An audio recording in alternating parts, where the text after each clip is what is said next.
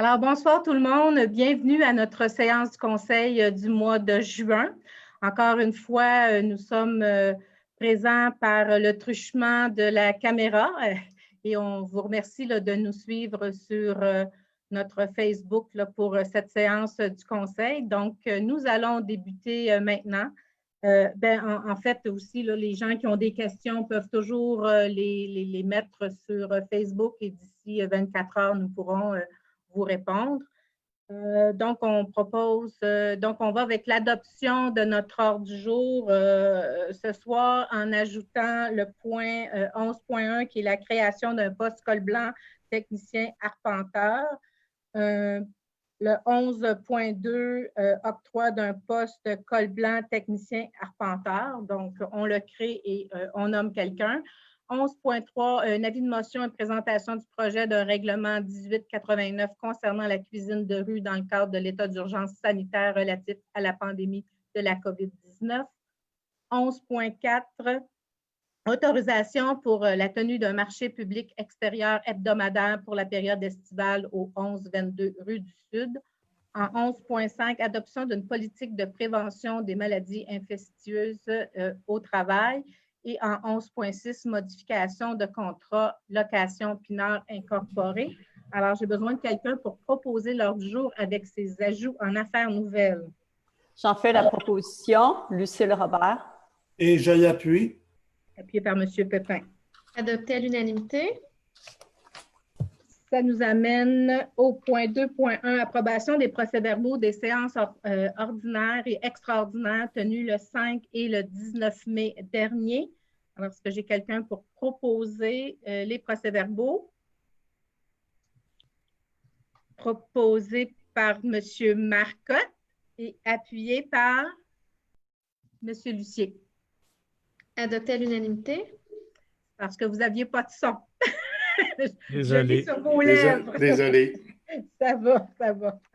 Donc, en 3.1, le dépôt des faits saillants du rapport financier du rapport du vérificateur externe de la Ville de Cowansville.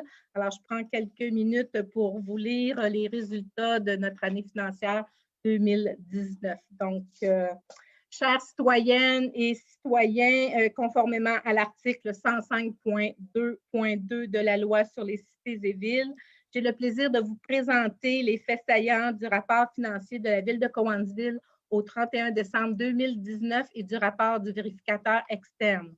Le rapport de l'auditeur, l'audit de nos livres au 31 décembre 2019 a été confié à la firme de comptables agréés Raymond Chabot Grant Thornton.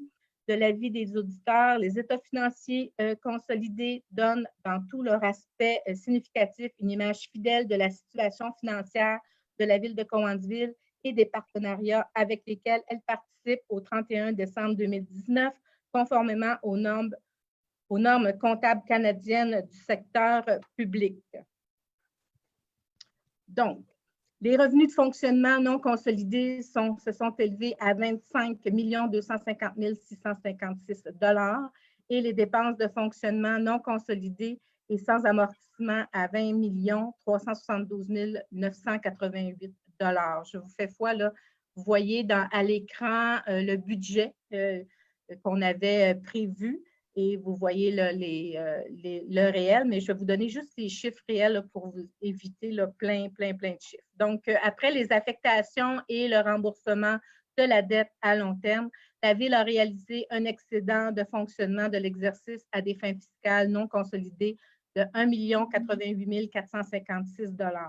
En tenant compte du budget total 2019, cet excédent représenterait de 4,3 % de celui-ci. Alors, voici quelques éléments particuliers ou réalisations à signaler en 2019. Les revenus générés par la taxe foncière et de tarification des services a été assez stable avec une augmentation de 132 214 $, représentant un écart inférieur à 1 % du montant budgété. Grâce à l'ajout d'un taux distinct pour les immeubles dont la valeur excède 500 000, un nombre élevé de transactions immobilières et aux ventes d'immeubles dont les évaluations étaient particulièrement importantes, les revenus de droits de mutation ont été 2 fois plus élevés que le montant budgété pour atteindre un record et dépasser le cap du $1 000 000. Il y a eu baisse des frais de financement grâce à une diminution des emprunts réalisés versus ce qui était prévu et en raison de la réduction des taux d'intérêt alors qu'une hausse de ceux-ci avait été anticipée lors de l'élaboration du budget. Aussi, la baisse des dépenses de fonctionnement de 529 377 par rapport au budget démontre que chacune des directions a exercé un bon contrôle des dépenses tout en cherchant à limiter leur croissance. Bien qu'il y ait eu des écarts dans certains secteurs, aucune hausse ou baisse importante n'a été retracée. Au 31 décembre 2019, l'excédent accumulé non affecté, non consolidé s'établit à 2 570 851 $.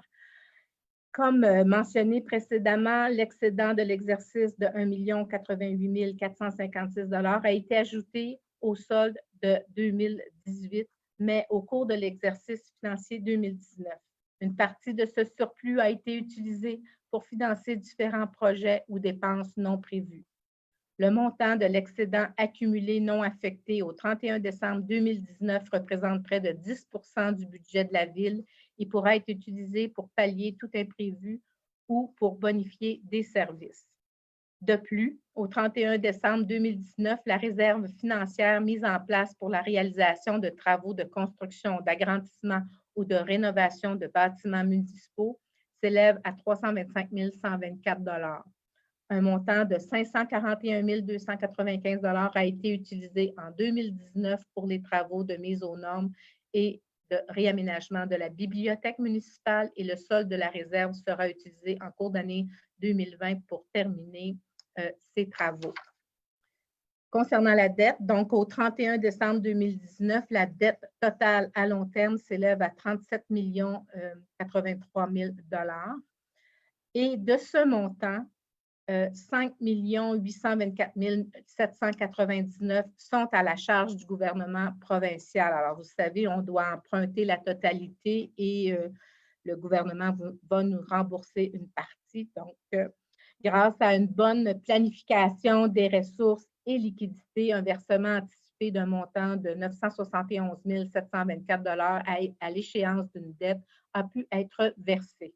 Par conséquent, le remboursement total en capital associé à la dette pour 2019 a été de 3 679 878 $.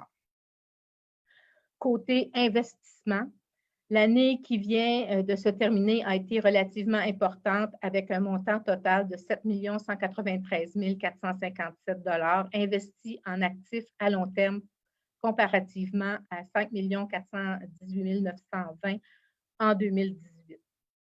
La majorité de ces investissements ont été financés via un emprunt à long terme pour un montant de 4 957 778 $. La balance des investissements a été financée autrement, soit 821 701 $ payés en argent comptant, 1 809 922 par différentes affectations de l'excédent accumulé et 438 553 $ par des subventions gouvernementales. Alors, voici quelques réalisations importantes de l'année. Donc, l'aménagement d'infrastructures de parc, abri pour le terrain de pétanque et aménagement du terrain de baseball du parc Pierre-Lucier, le sentier à l'arrière du palais de justice et de l'hôpital, la phase 1 de l'éclairage événementiel, entre autres. Il y a eu un renouvellement d'une partie de la flotte de véhicules lourds pour le service des infrastructures et des immobilisations. Il y a eu la poursuite des travaux de mise aux normes et de réaménagement de la bibliothèque municipale, les travaux devant se terminer d'ici la fin de l'année 2020. En vue de l'ouverture du Media Lab à la bibliothèque municipale, donc divers équipements et outils informatiques ont été acquis. Il y a aussi eu le remplacement du système de réfrigération R22 à l'Aréna Roland-Désourdi. Je pense qu'un bon montant vient de cette dépense, de cet investissement-là. Divers travaux d'infrastructure de rue, dont la mise à niveau de la rue Miner, le prolongement et le bouclage du réseau d'eau potable dans le secteur des rues Albert et Belle et le prolongement du réseau d'eau potable dans le secteur Gigi Bertrand, là, pour vous situer l'ancienne auberge des Carrefours. Au 31 décembre 2019, la valeur des immobilisations de la Ville représente une valeur totale de 88 491 285 $, une hausse de plus de 2 279 224 $ par rapport à 2018. En conclusion, malgré la situation particulière que nous vivons présentement avec la COVID-19, je tiens à rassurer la population que tous nos employés et gestionnaires travaillent fort à trouver des solutions pour répondre aux besoins de nos citoyens, commerçants et promoteurs, tout en conservant un équilibre financier. De plus, je tiens à remercier mes collègues du conseil municipal pour leur contribution et leur souci de répondre aux besoins de nos citoyens et de nos citoyens corporatifs. Finalement, merci à vous tous, citoyens, pour votre soutien, votre implication et votre confiance tout au long de l'année. Merci de vous impliquer dans la communauté, de nous donner votre opinion et de nous aider à faire rayonner Cowansville, une ville dynamique, prospère et accueillante.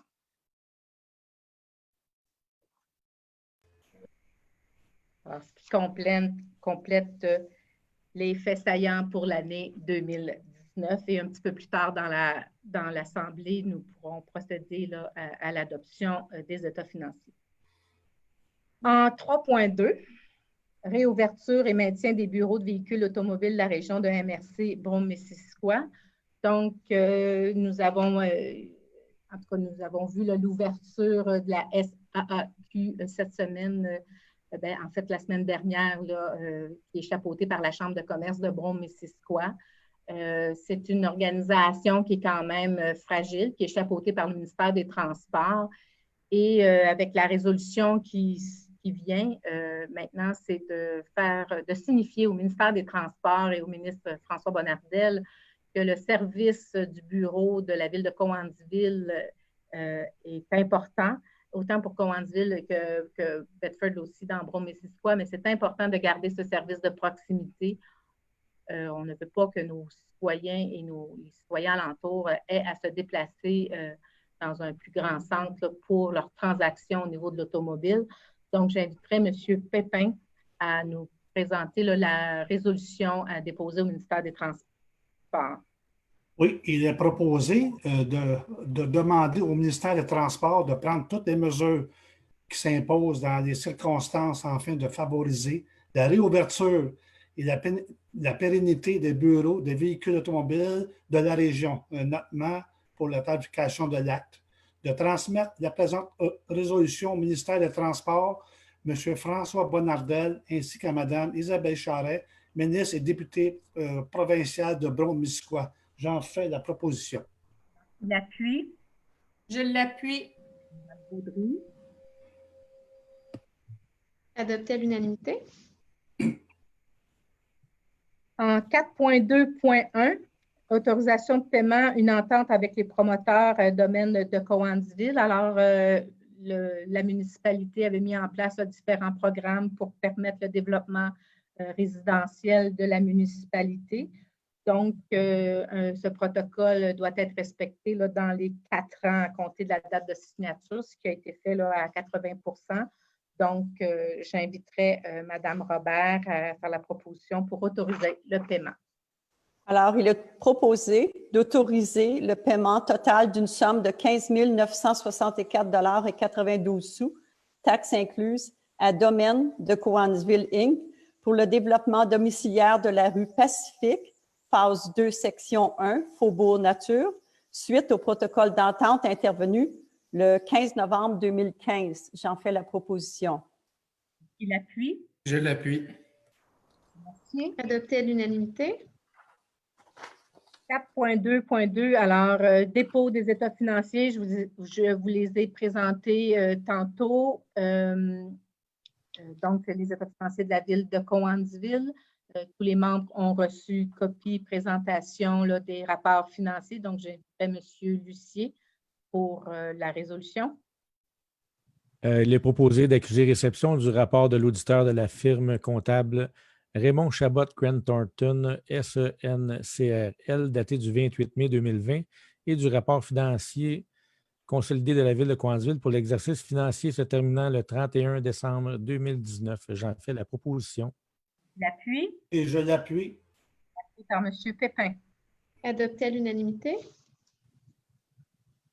4.3.1, en fait, les deux prochaines résolutions sont en lien avec des travaux de réflexion du passage à niveau de la rue Sud, donc la voie ferrée, au grand bonheur de tous, parce que ça devient un peu incommodant là, de passer sur la rue Sud.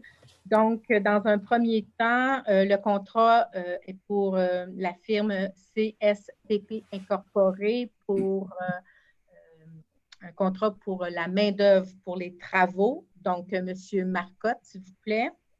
Il est proposé d'autoriser l'octroi de contrat en sollicitant le mode de passation gré à gré à CSTP Inc. pour la réfection du passage à niveau de la rue Sud pour un montant de 80 397,52 sous, taxes incluses, de puiser les derniers requis aux fins de cette dépense ainsi que tout autre frais inhérent ou accessoires à ce contrat, à même le règlement d'emprunt 1877, conformément à la résolution autorisant des dépenses. Réfection de passage à niveau de la rue Sud. J'en fais la proposition. L'appui. Je l'appuie. Adopté à l'unanimité. L'autre résolution, cette fois-ci, est pour Polycorp Limité. Il s'agit d'achat des pièces et du matériel pour la réparation de la passage à niveau. Et ces deux résolutions-là, je veux juste vous mentionner là, que ça fait partie là, de notre PTI, notre plan triennal des immobilisations. Donc, c'était prévu là, dans notre planification budgétaire. Donc, pour l'octroi à Polycorp, M. Mercier. Donc, il est proposé d'autoriser l'octroi de contrat en sollicitant le mode de passation de gré à gré à Polycorp Ltd. Pour les matériaux de la réfection du passage à niveau de la rue du Sud pour un montant estimé de 37 490,92 $ taxes incluses, de puiser les deniers requis aux fins de cette dépense, ainsi que tout autre frais inhérent ou accessoire à ce contrat, à même le règlement d'emprunt 1877, conformément à la résolution intitulée « Autorisation de dépenses, réfection du passage à niveau de la rue du Sud ». J'en fais la proposition. L'appui. Je l'appuie. Mme Robert. Adopté à l'unanimité. 4.3.3, un autre contrat pour l'achat d'un camion 10 roues. Ça aussi, c'était prévu dans notre PTI. Monsieur Pépin. Oui, et donc proposé d'adjuger le contrat pour la fourniture d'un camion 10 roues neuf ou usagé avec sellette au seul soumissionnaire conforme, soit Charret International pour un montant de 181 646,23, taxes incluses, le tout aux conditions prévues dans les documents d'appel d'offres. Donc, de puiser les derniers requis à la fin à cette dépense, à même le règlement 1884, et que le terme de cet emprunt soit fixé à 8 ans. J'en fais la proposition. L'appui. Je l'appuie. Par M. Lucier. Adopté à l'unanimité. Cette fois-ci, un contrat pour le système intelligent de gestion des stations de pompage. Il y avait aussi un seul soumissionnaire et c'était dans notre PTI. M. Lucier. Il est proposé d'adjuger le contrat pour la fourniture d'un système intelligent de gestion des stations de pompage au plus bas soumissionnaire conforme, soit l'entreprise Pompex Inc., pour un montant de 99 281,64 $, toutes taxes incluses, le tout aux conditions prévues dans les documents d'appel d'offres, de puiser les deniers requis aux fins de cette dépense ainsi que tous les autres frais inhérents ou accessoires à ce contrat, à même le règlement d'emprunt 1884, conformément à la résolution 221-05-2020 intitulée « Autorisation de dépenses, amélioration de postes de pompage Bell Bromby Hillcrest ». J'en fais la proposition. L'appui. Je l'appuie. Marcotte. Adopté à l'unanimité. 4.3.5, cette fois-ci, un contrat pour la location des photocopieurs. Ça comprend 5 photocopieurs. Peut-être mettre à l'écran, là, on a eu plusieurs soumissionnaires. Donc, je ne sais pas, on a-t-il un autre document qui est partie intégrante là, de... Ça va. Donc, parmi les soumissionnaires, nous avons eu Bureau Pro Citation pour un montant là, de 89 476 et 99. Bureautech 2000 incorporé pour un montant de 81 229,84. Copicom incorporé 73 976,06. Il y a aussi CPU Design Inc. qui nous a soumissionné à 99 529,11. Le groupe A et A était non conformes. Méga Bureau Omerville, 88 680,28. Poliot Équipement de bureau, 85 567,31. Et Xerox Canada Limité pour 92 339,87. Donc, plusieurs soumissions. Madame Baudry pour l'octroi du contrat. Oui, donc, il est proposé d'adjuger le contrat pour la location des photocopieurs multifonctions avec service d'entretien et de réparation au plus bas soumissionnaire conforme, soit l'entreprise Copicom Inc. pour un montant de 73 976,06 $, taxes incluses, le tout aux conditions prévues dans les documents d'appel d'offres pour un terme de 60 mois, de puiser les données requis aux fins de la présente dépense à même le fonds d'administration générale et que ceux-ci soient prévus et réservés au budget d'opération pour les années 2020, 21, 22, 23, 24 et 2025. J'en fais la proposition. L'appui. Je l'appuie. Adopté à l'unanimité. Les deux prochaines résolutions concernent notre mise à jour au niveau de nos archives. Donc, dans la première résolution, c'est l'autorisation de dépenses supplémentaires. On a déjà débuté ce travail-là, mais bon, il y a des ajouts à faire et c'est les archives qui concernent surtout là, les documents qui sont à l'hôtel de ville, là, qui comprend l'administration, les finances, l'urbanisme et du greffe. Donc, M. Mercier. Donc, il est proposé d'autoriser une dépense supplémentaire de 16 007,23 $ pour la mise à jour des archives de la Ville et de la Cour municipale, et ce, conformément aux soumissions reçues d'Archives Lanaudière, afin de finaliser le traitement des dossiers de l'Hôtel de Ville et pour pallier aux divers imprévus, de puiser les deniers requis aux fins de cette dépense à même le surplus accumulé non affecté. J'en fais la proposition. L'appui. Je l'appuie. Marcotte. Adopté à l'unanimité. Dans la prochaine résolution 4.3.7, en fait, c'est aussi là, pour un service d'archives, mais cette fois-ci pour le service d'infrastructure et immobilisation. Monsieur Pépin. Oui, il est proposé d'autoriser une dépense supplémentaire de 5 175 $ pour la mise à jour des archives au service des infrastructures et immobilisation de la Ville et de la Cour municipale, de puiser les données requis au fin de cette dépense en même de surplus accumulé non affecté. J'en fais la proposition. Madame Baudry. Adopté à l'unanimité. Point 5, au niveau des règlements. Donc, en 5.1, un avis de motion et présentation du projet règlement numéro 1883 modifiant la tarification. Donc, Madame Robert. Je donne avis de motion qu'à une prochaine séance de ce Conseil, il sera adopté le règlement numéro 1883-02-2020, modifiant le règlement 1883, décrétant la tarification pour le financement de certains biens, services ou activités de la Ville pour l'année 2020. Ce règlement a pour objet de modifier le règlement établissant la tarification pour le financement de certains biens, services ou activités de la Ville pour l'année 2020, pour l'ajout de tarifs découlant du règlement numéro 1885 relatif à l'occupation du domaine public. Je dépose le projet de règlement intitulé « Règlement numéro 1883-02-2020 », modifiant le règlement numéro 1883, décrétant la tarification pour le financement de certains biens, services ou activités de la Ville pour l'année 2020. Madame Robert. Oui, je donne l'avis de motion. Je donne l'avis de motion. En 5.2, avis de motion et présentation du projet règlement numéro 1885 relatif à l'occupation du domaine public. Donc, c'est en lien avec le règlement qui vient d'être déposé pour la tarification. Maintenant, c'est pour réglementer là, les objets. En fait, je vais demander à Mme Lamarche de nous présenter le règlement avant l'avis de motion.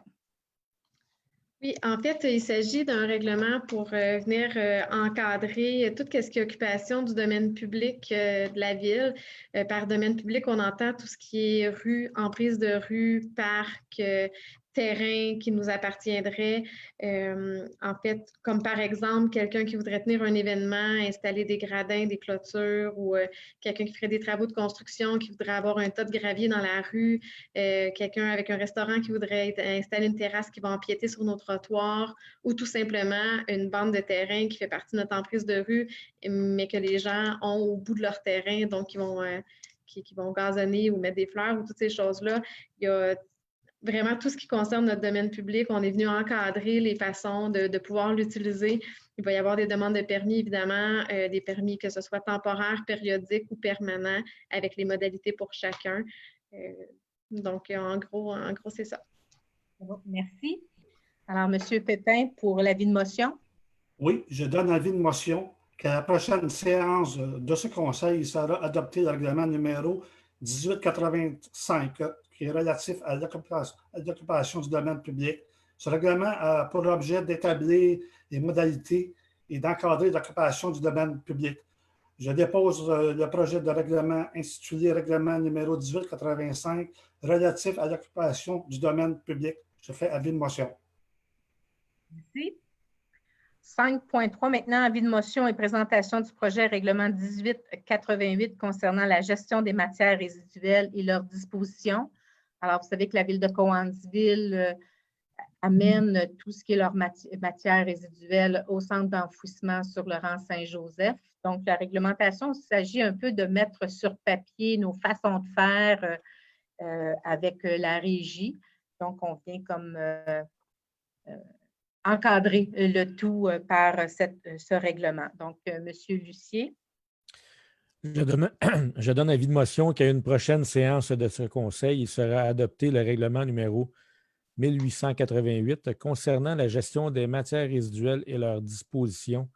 Ce règlement a pour objet de réviser la réglementation en vigueur relative à la gestion des matières résiduelles et des outils de collecte appropriés sur l'ensemble du territoire de la ville.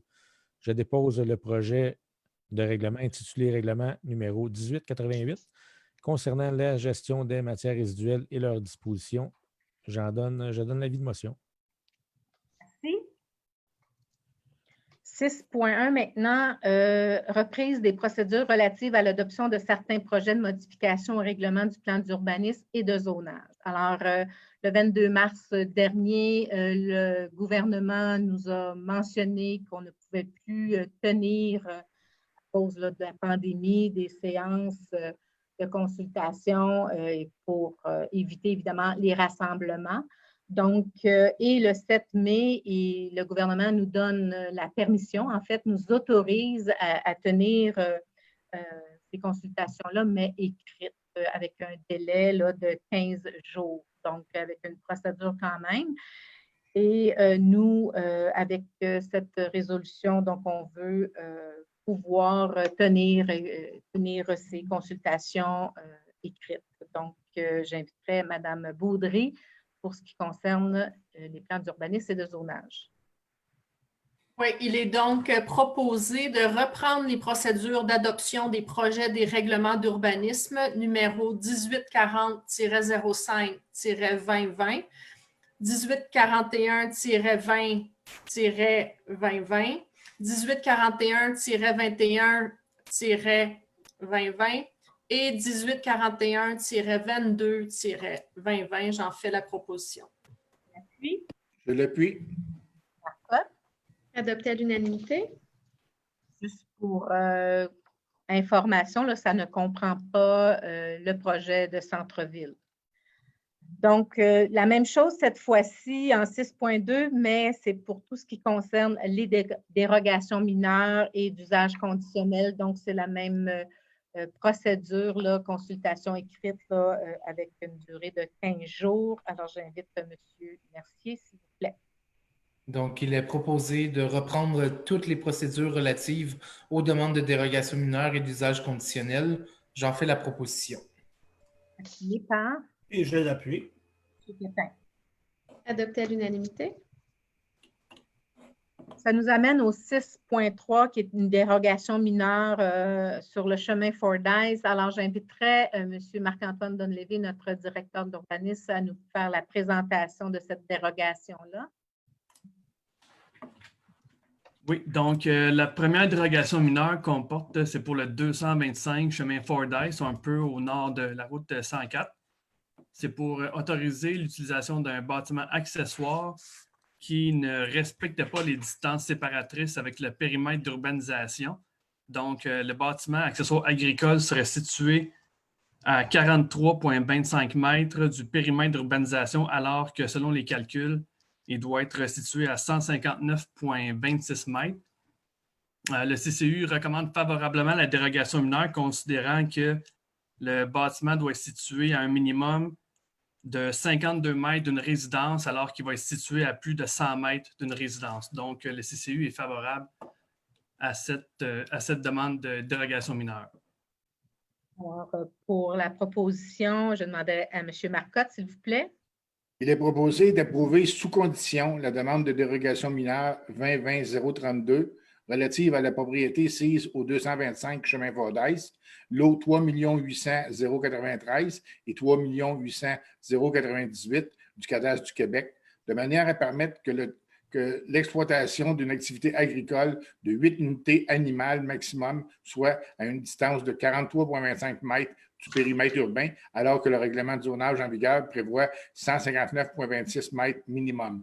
Le tout tel qu'apparaissant au plan et documents portant le titre dérogation mineure 2020-032 225 chemin Fordyce est daté du 9 avril 2020 et soumis au soutien des présentes conditions. Les autres enclos à l'intérieur des limites exigées ne serviront qu'au pâturage, contrairement à de l'élevage. J'en fais la proposition. L'appui. Je l'appuie.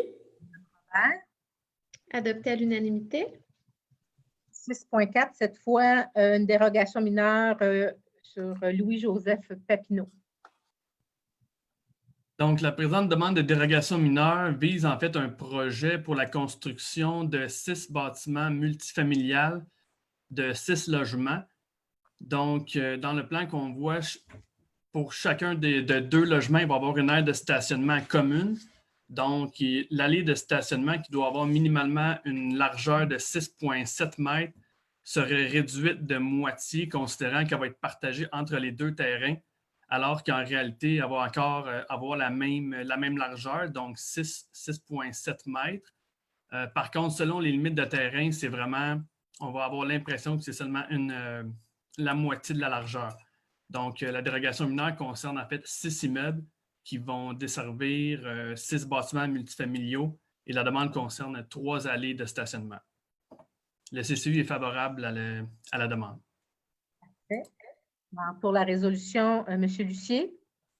Il est proposé d'approuver sous condition et avec suggestion la demande de dérogation mineure 2020-020 relative à la propriété sise sur le boulevard Louis-Joseph Papineau, lot 6 305 358 à 6 305 963 du cadastre du Québec, de manière à permettre que l'aire de stationnement soit située partiellement sur le même terrain que l'usage desservi, l'allée de circulation pour les cases de stationnement placées à 90 degrés, soit de 3,35 mètres minimum par terrain, alors que le règlement du zonage exige 6,70 mètres minimum. Les conditions: création d'une servitude de passage, mettre en retrait l'aire de stationnement à 4 mètres minimum de l'emprise de la rue. Suggestion: aménager la bande de 4 mètres avec des arbustes et un arbre. Le tout tel qu'apparaissant au plan de vie portant le titre dérogation mineure 2020-020 217 à 237 boulevard Louis-Joseph Papineau, daté du 4 mars 2020 et soumis au soutien des présents. J'en fais la proposition. L'appui. Je l'appuie. Merci. Adopté à l'unanimité. 6.5, cette fois, une dérogation mineure sur la rue Juliette-Huot. Donc, la présente dérogation concerne un projet dans le secteur Juliette-Huot et Janine-Suto. Le projet concerne la construction de 4 bâtiments, 4 plex, donc fait l'un sur l'autre, l'un à côté de l'autre, avec une allée de circulation qui partirait de l'extrême droite pour faire le tour en arrière de tous les immeubles. Donc, la dérogation concerne 3 volets. Donc, les 2 immeubles au milieu ne seraient pas desservis par une entrée de stationnement, mais seulement 2 entrées ici, au milieu. Ensuite de ça, il y a aussi la marge de recul qui est en dérogation. Donc, les 4 bâtiments seraient situés à 5,5 mètres de la ligne avant de l'eau, alors qu'ils doivent être situés à 6 mètres de la ligne avant. Et finalement, il y a 2 immeubles sur 4 qui auraient 3 entrées charretières, alors que le règlement prévoit un maximum de 2 entrées charretières. Donc, le CCU est favorable à la demande. Merci. Donc, Mme Baudry pour la résolution. Oui, donc, il est proposé d'approuver sous condition la demande de dérogation mineure 2020-024 relative aux propriétés sises sur les rues Juliette-Huot et Janine-Suto, les lots 6 337 719, 723, 725 et 781 du cadastre du Québec, de manière à permettre que les allées de circulation et entrées charretières des lots 6 337 723 et 725 soient localisées sur les terrains voisins, alors que le règlement prévoit qu'elles soient sur le terrain même. Le nombre d'entrées charretières du lot 6 337 719 soit de 3, alors que le règlement autorise un maximum de 2 par terrain et par rue.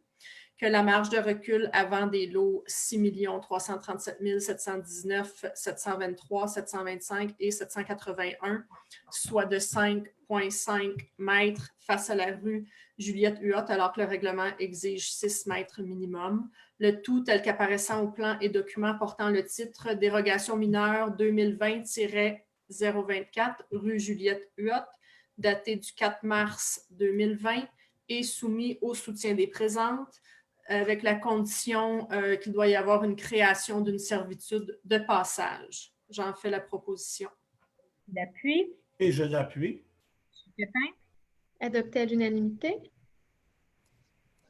Maintenant, c'est une demande d'usage conditionnel au 345 chemin Brosseau. Alors, M. Donlevy. Donc, le 345 chemin Brosseau dans le secteur du camping des Tournesols qui est près de la route 139 qui est située dans la zone RER-2. Dans le fond, c'est pour la construction d'un bâtiment destiné à la réparation de véhicules récréatifs. Cet usage-là est autorisé en vertu du règlement sur les usages conditionnels. Donc, lors d'une telle demande, celle-ci doit être approuvée par le comité consultatif d'urbanisme. Ensuite vient un avis public et suite à la décision du conseil. Donc, suite à la demande du propriétaire pour la construction du garage, le CCU s'est montré favorable à la demande aux conditions qui sont stipulées dans la résolution. Donc, pour la construction du garage, c'est vraiment un bâtiment commercial qui comprendra 2 portes de garage en avant, puis pour un usage strictement à l'intérieur et non à l'extérieur du bâtiment en tant que tel. Donc, le CCU est favorable. Alors, M. Marcotte pour la résolution. Il est proposé d'approuver sous condition la demande d'usage conditionnel 2019-084 relative au terrain vacant sur chemin Brosseau, lot 6 031 719 et 6 103 191 du cadastre du Québec, de manière à autoriser l'usage C42, service véhicules lourds, partiellement dans la zone RUR-2 et CAB-1, pour l'exploitation à certaines conditions d'une entreprise de réparation et d'entretien de véhicules récréatifs, et ce, sans mécanique générale ni débosselage. Le tout tel qu'apparaissant au plan portant le titre de demande d'usage conditionnel 219-084, service VR Boisclair, Richard Boisclair, 345 chemin Brosseau, daté du 6 février 2020 et soumis au soutien des présentes. Les conditions: la réparation de mécanique générale et le débosselage sont interdits. qu'un aménagement paysager soit suffisamment planté d'arbres et modulé de façon à réduire les impacts visuels de l'aire de stationnement et de limiter l'apport solaire en été, que l'éclairage du stationnement soit adéquat sans exagération et limite au maximum la pollution lumineuse. Aucun entreposage de marchandises et d'équipements à l'extérieur des bâtiments n'est toléré. Toutes les opérations d'entretien doivent être exécutées à l'intérieur. Aucun bruit d'opération ne doit être perceptible à l'extérieur des limites du terrain. Toutes les ouvertures doivent être totalement fermées durant les heures d'ouverture ou durant les opérations occasionnant du bruit à l'extérieur de l'immeuble. L'établissement s'arrime pour générer le moins de nuisances pour les usages environnement et à part des mesures spécifiques d'atténuation s'il y a lieu. Les heures d'ouverture permettent de maintenir la quiétude du secteur afin d'éviter les conflits avec des usages situés à proximité. J'en fais la proposition. L'appui. Je l'appuie. Mme Robert. Adopté à l'unanimité. 6.7, demande d'autorisation pour des fins autres que l'agriculture à la CPTAQ sur un lot sur Monté-le-Beau. En fait, nous avons modifié la rue en empiétant sur une section agriculture. Donc, il faut faire une demande à la CPTAQ pour ce faire. Donc, M. Lucier, s'il vous plaît. Il est proposé de demander à la Commission de protection du territoire agricole du Québec l'aliénation et l'utilisation à des fins autres que l'agriculture d'une partie du lot 3 800 062 sur une superficie de 650,7 mètres carrés aux fins d'acquisition d'une partie de l'assiette de la Monté-le-Beau, le tout tel que montré au certificat de piquetage préparé par Philippe Tremblay, arpenteur géomètre, certificat daté du 12 mai 2020, sous le numéro 4860 de ces minutes. J'en fais la proposition. L'appui. Je l'appuie. Adopté à l'unanimité. 7.1, autorisation de dépenses, réfection du passage à niveau de la rue du Sud. Donc, on en a parlé tantôt. On a passé là, 2 contrats. Et cette fois-ci, c'est pour approuver là, la dépense totale du projet. Donc, il y a encore des dépenses à faire là, pour cette réfection-là. Et c'est pour un montant global cette fois-ci. Donc, M. Pépin. Oui, il est proposé d'autoriser une dépense estimée à 150 000 taxes nettes pour la réfection du passage à niveau de la rue Sud, tel que décrit dans l'annexe A soumis au soutien des présentes. De puiser les derniers requis en fin de cette dépense à même le règlement d'emprunt 1877 et que le terme de remboursement de cet emprunt soit fixé à 10 ans. J'en fais la proposition. L'appui. Je l'appuie. Mme Baudry. Adopté à l'unanimité. 7.2, autorisation de signature, une servitude droit de passage. Alors, c'est toujours dans le but là, de faire nos travaux. C'est dans le coin là, de Gigi Bertrand et rue Rivière. Madame Robert. Alors, il est proposé d'autoriser la mairesse et la greffière à signer pour et au nom de la Ville un acte de servitude de passage, d'opération et d'entretien sur une partie du lot portant le numéro 3 799 460 du cadastre du Québec, que les honoraires professionnels nécessaires à l'accomplissement de la présente résolution soient assumés par la Ville. J'en fais la proposition. Je l'appuie. Merci. Adopté à l'unanimité. 7.3, une autre autorisation de signature là, pour une servitude de passage, cette fois-ci sur la rue Lauder. Madame Baudry. Oui, donc il est proposé d'autoriser la mairesse et la greffière à signer pour et au nom de la Ville un acte de servitude de passage, d'opération et d'entretien sur une partie des lots portant les numéros 3 358 006 et 3 358 007 du cadastre du Québec, que les honoraires professionnels nécessaires à l'accomplissement de la présente résolution soient assumés par la Ville de Cowansville. J'en fais la proposition. L'appui. Je l'appuie. D'accord. Adopté à l'unanimité. Le point 10 maintenant qui touche les ressources humaines. Alors, je ne sais pas si vous étiez tous avec nous la dernière rencontre où on a revu l'organigramme du service d'immobilisation et des infrastructures. Donc, on a changé là, plusieurs postes.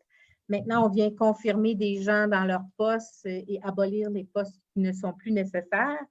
Dans un premier temps, en 10.1, on abolit le poste col blanc agent service à la clientèle qui était là, Madame Valérie Racine. Donc, Madame Robert, s'il vous plaît. Alors, il est proposé d'abolir le poste de salarié permanent, col blanc, agent au service à la clientèle et à l'approvisionnement, prévu à la convention collective du syndicat des fonctionnaires municipaux de Cowansville, FISA, à compter du 1er juin 2020. J'en fais la proposition.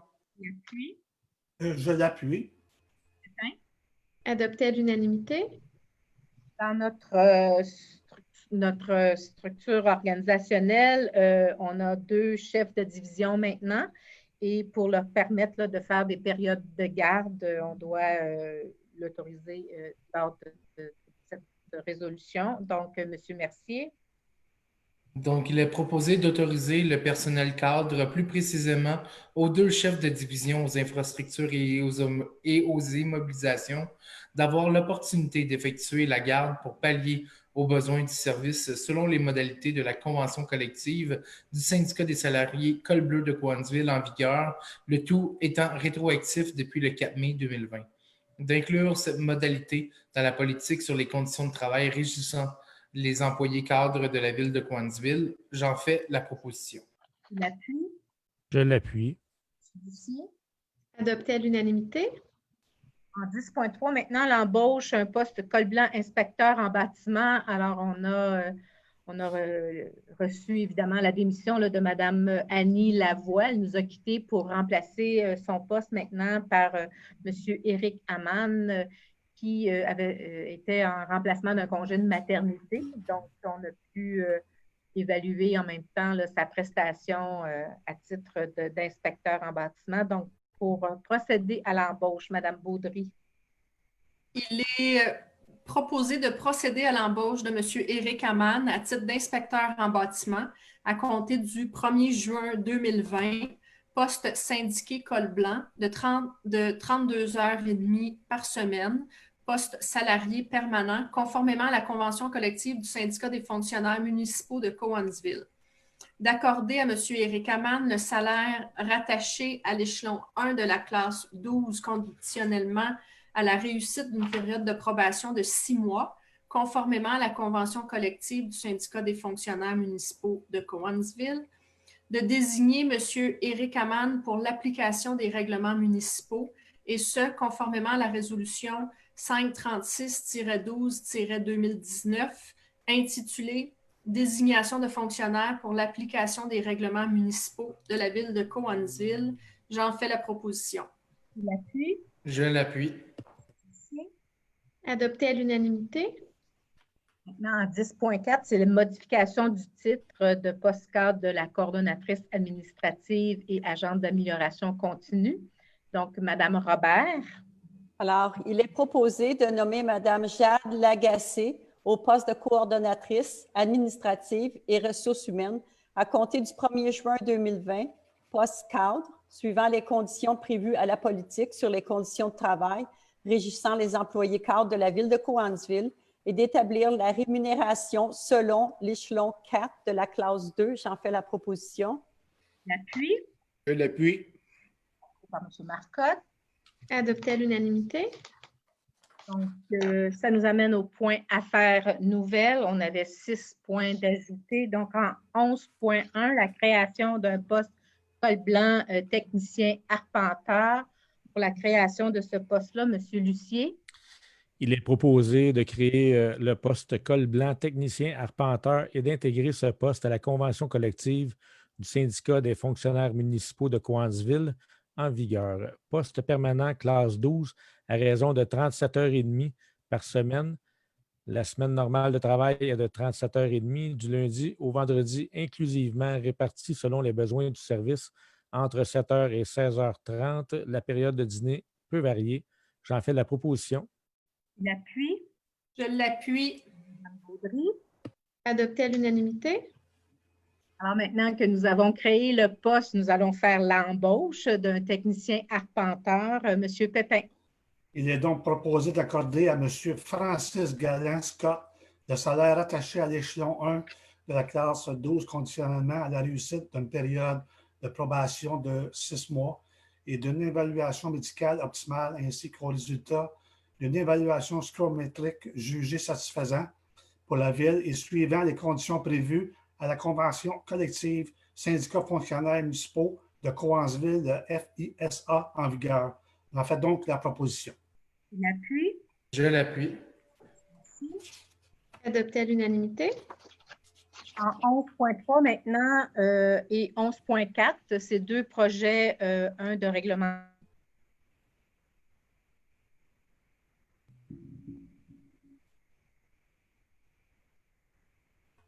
de soutenir là, nos commerçants en vue de ce COVID. La Ville de Cowansville met tout en place pour soutenir les commerçants de toutes les façons, là, en achetant de l'argent en chambre de commerce, en aidant au niveau là, de tout ce qui est désinfectant pour nos commerces et différentes choses. Donc, le règlement ici là, va permettre, là, ce qui concerne les cuisines de rue. Alors, je vais demander, avant de faire l'avis de motion, à Mme Lamarche de nous expliquer le contenu du règlement. Oui, donc, en vertu de la loi sur les compétences municipales, c'est vraiment un règlement qui a pour but d'aider l'économie locale. Donc, c'est pour venir encadrer tout ce qui est cuisine de rue, ce que les gens pourraient appeler food truck aussi, de venir établir sur quel endroit, dans le fond, sur le territoire, ils vont être autorisés. Donc, tous les endroits où ils sont actuellement zonés commerciaux avec l'usage de restauration qui est autorisé, à ces endroits-là, il va pouvoir y avoir sur les terrains ou dans les stationnements là, des propriétaires, avoir ce qu'on appelle là, les food trucks. Il va devoir y avoir des demandes de permis qui vont être effectuées auprès du service de l'urbanisme. Les permis vont être gratuits et ils vont avoir une durée limitée dans le temps parce que c'est vraiment une situation temporaire qu'on veut autoriser. Donc, les permis vont être valides jusqu'à l'action de grâce, soit le 12 octobre prochain. Donc, je pense que ça fait le tour. Donc, M. Lucie, pour l'avis de motion. Je donne avis de motion qu'à une prochaine séance de ce Conseil sera adopté le règlement numéro 1889 concernant la cuisine de rue dans le cadre de l'état d'urgence sanitaire relatif à la pandémie de la COVID-19. Ce règlement a pour objet de permettre et d'encadrer l'utilisation du matériel roulant relatif à la cuisine de rue sur le territoire de la Ville pendant toute la durée de l'état d'urgence sanitaire décrété par le gouvernement du Québec dans le cadre de la pandémie de la COVID-19. Je dépose donc le projet de règlement intitulé Règlement numéro 1889 concernant la cuisine de rue dans le cadre de l'état d'urgence sanitaire relatif à la pandémie de la COVID-19. Je donne avis de motion. Maintenant, un autre projet pour stimuler l'achat local et dynamiser un peu le milieu, donc une autorisation de la tenue d'un marché public. On avait annoncé là, il y a peut-être un mois le fait que la Ville de Cowansville ne tiendrait pas son marché public au parc centre-ville parce qu'on n'était pas prêt, parce que les contacts n'avaient pas été faits. Et il y a une personne qui se sent intéressée et interpellée là, à tenir un genre de marché public au 1122 rue du Sud. Donc, étant donné là, que quelqu'un veut prendre charge de cette organisation-là, on veut autoriser la tenue de ce marché public extérieur hebdomadaire, soit une journée par semaine. Madame Robert. Alors, il est proposé d'autoriser la tenue d'un marché public dans le stationnement extérieur de l'immeuble situé au 1122 rue du Sud, tous les jeudis entre le 18 juin et le 24 septembre 2020, inclusivement aux conditions suivantes. Les organisateurs devront favoriser les commerçants et les exposants ayant leur place d'affaires dans la MRC Brome-Missisquoi, ainsi que les restaurateurs locaux. Les propriétaires des lieux, les organisateurs et les utilisateurs devront prendre toutes les mesures nécessaires afin de respecter les directives émises par le gouvernement provincial concernant la distanciation sociale ainsi que l'hygiène dans le cadre de la pandémie de la COVID-19. Les propriétaires sont tenus de remettre en état les lieux à l'expiration de la présente autorisation. Les propriétaires des lieux et les organisateurs et tous les utilisateurs devraient prendre je l'ai dit ça, toutes les mesures nécessaires afin de respecter les directives. Alors, j'en fais la proposition. L'appui? Je l'appuie. Marcotte. Adopté à l'unanimité. Ouais. Donc, dans le cadre là, du règlement 1889 qu'on a parlé tantôt là, pour les camions de rue, il y aura là, la tenue d'une séance extraordinaire demain, 3 juin à 16h30 là, pour l'adoption du règlement. Et j'invite les commerçants là, qui ont des idées ou qui veulent avoir là, des autorisations à s'adresser à notre directeur, M.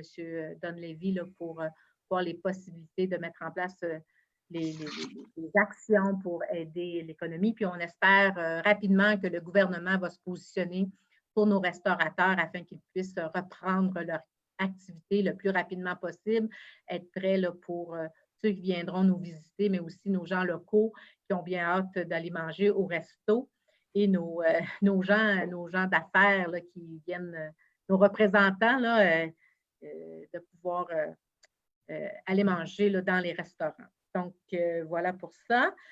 Au 11.5, adoption d'une politique de prévention des maladies infectieuses au travail. Donc, la Ville de Cowansville s'apprête à rapatrier son personnel dans les édifices municipaux.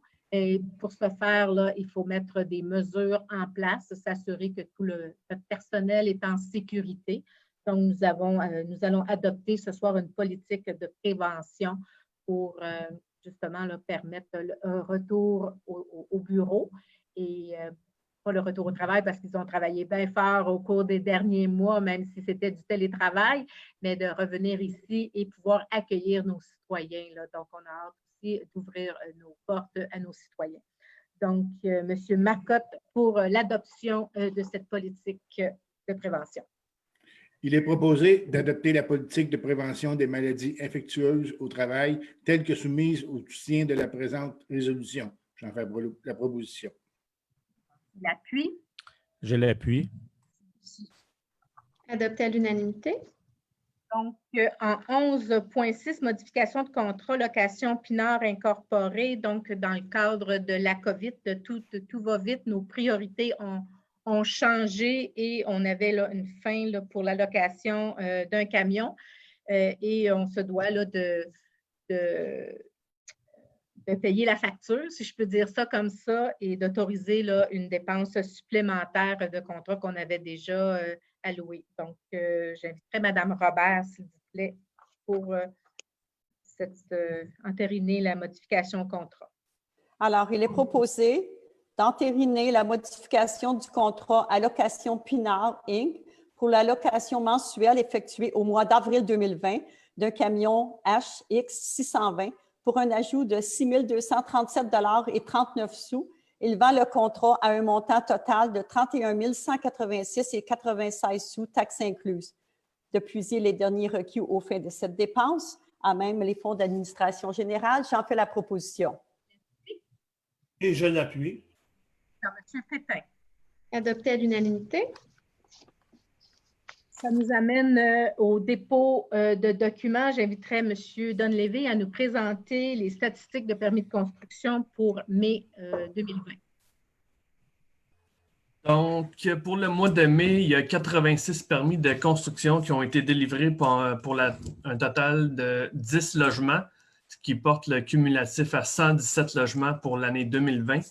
Donc, pour le mois de mai 2020, on est pour une valeur totale de 3 351 070 $, ce qui porte le cumulatif total pour l'année 2020 à 18 835 268 $ comparativement à 14 482 000 $ de l'année 2019 pour à pareille date. Merci. Donc, on a quand même des beaux projets là, de construction en début d'année, mais malgré malgré la pandémie. Donc, il faut que ça se poursuive. Ça nous amène aussi, Madame Tassé nous a déposé la liste du mouvement personnel de la ville. Alors, on a eu un départ, mais on a eu l'embauche de moniteurs pour nos camps de jour. Alors, comme vous savez, là, on est en train de travailler tout ça là, avec nos moniteurs pour offrir le service à nos citoyens et accueillir les enfants en toute sécurité. Il y a eu aussi le dépôt du rapport des déboursés de mai 2020, la liste des dépenses par approbateur, le dépôt du rapport des transferts budgétaires mai 2020.